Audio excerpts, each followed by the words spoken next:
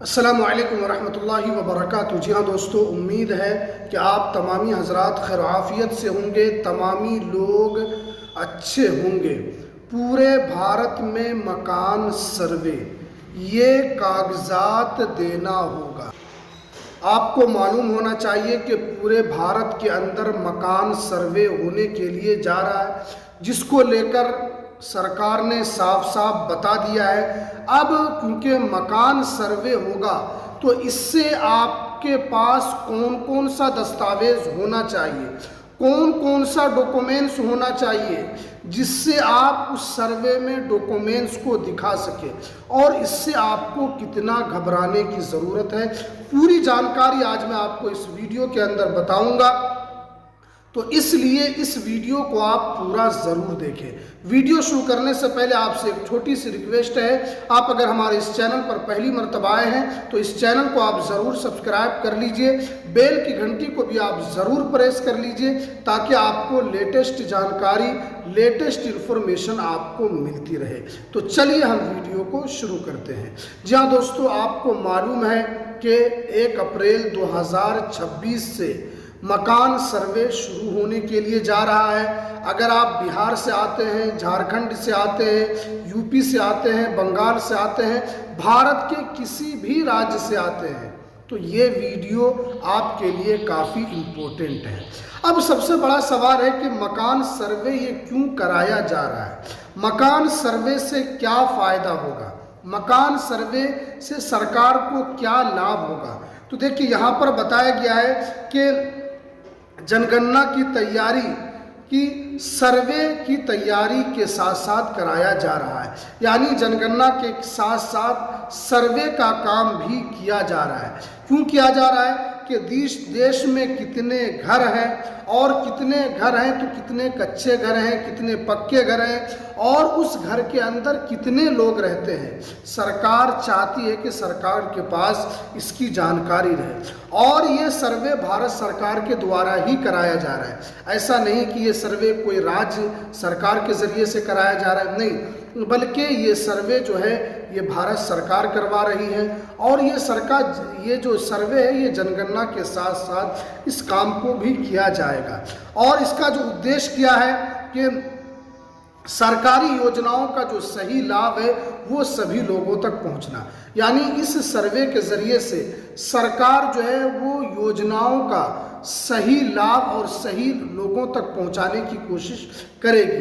क्योंकि सरकार ने साफ कहा है कि बहुत सारे लोग ऐसे हैं जो फर्जी तरीके से पीएम आवास योजना का फ़ायदा उठा लेते हैं। एक व्यक्ति को 2 बार 3 बार पीएम आवास योजना का फ़ायदा मिल जाता है। तो और इस सर्वे जो होगा तो इससे ये होगा कि जो असल हकदार है आवास योजना का, उन तक आवास योजना पहुंच सकेगी।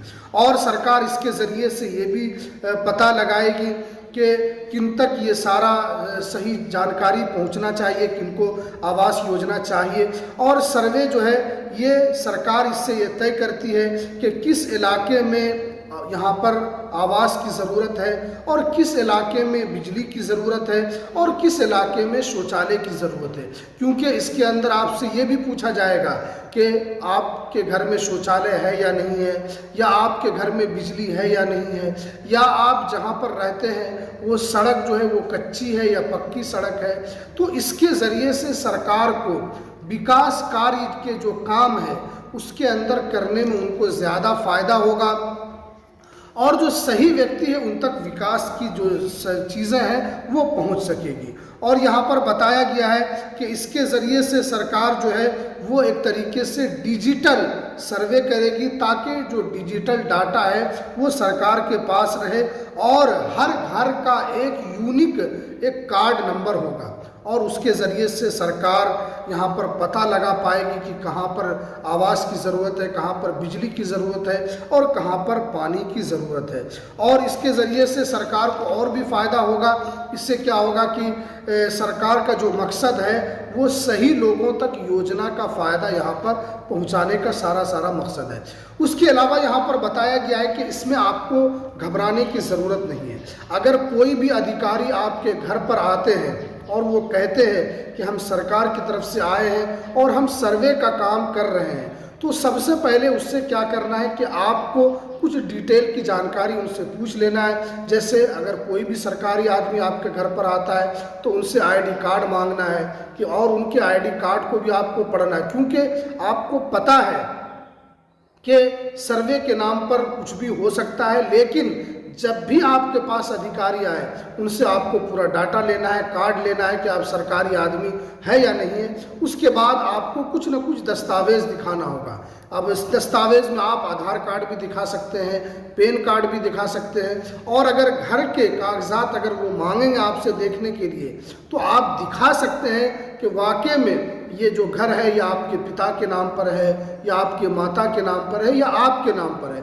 फिर वो आपको डायरेक्ट कागज़ वापस कर देंगे। ऐसा नहीं है कि वो आपका कागज़ वापस लेकर चले जाएंगे, नहीं, वो आपका कागज़ वहीं पर देखेंगे और फिर वो आपको वापस कर देंगे। इससे जो है सरकार ने साफ कर दिया है कि सर्वे के ज़रिए से हमारे पास जो डाटा रहेगा, हम कल्याणकारी जो योजनाएं हैं वो हम सही लोगों तक पहुंचा सकेंगे और ज़्यादा से ज़्यादा सभी लोगों को, भारतवासियों को कि ज़्यादा से ज़्यादा लाभ कैसे पहुंचे, ये सरकार का उद्देश्य है। और आपको पता है कि जनगणना के साथ इस सर्वे का भी काम कराया जा रहा है, चाहे वो बिहार में हो, चाहे वो बंगाल हो, झारखंड हो, कहीं भी हो, हर जगह सरकार मकान सर्वे करा रही है।